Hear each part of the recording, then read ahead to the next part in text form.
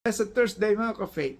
Welcome to our Thursday devotion. Have you ever felt like you're drowning in life's problems?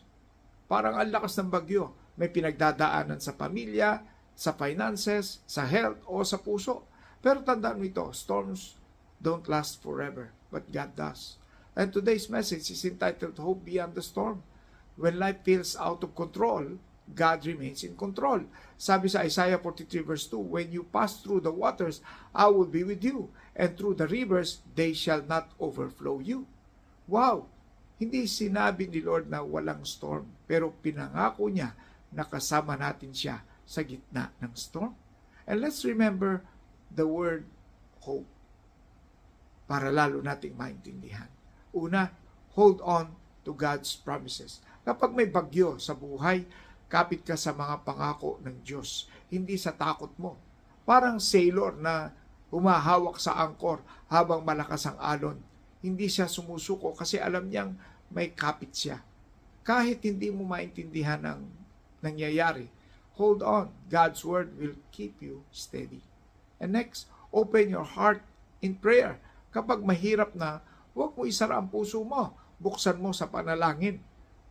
Parang bata na umiyak sa tatay niya, hindi nahihiya kasi alam niyang tatay niya ang tutulong. Sabihin mo kay Lord lahat ng bigat, hindi siya napapagod makinig.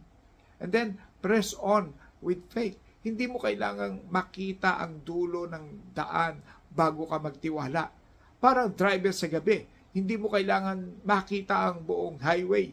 Basta may ilaw ka sa harap, tuloy-tuloy ka. Magpatuloy sa pananampalataya kahit madilim. The same God who started your journey will finish it. And lastly, expect God's breakthrough. Huwag mawalan ng pag-asa. Mag-expect ka na may gagawin si Lord. Parang rainbow. Pagkatapos ng ulan, may ganda. Pagkatapos ng gulo. Every storm ends. Keep believing that your testimony is on the way. Mga ka-faith, storms may shake you, but they can't sink you if your anchor is Jesus. Challenge ko sa iyo this week. Instead of saying, I give up, say, I'll hold on, God is with me. Ito yung memory verse natin ngayon, Romans 15 verse 13. May the God of hope fill you with all joy and peace in believing.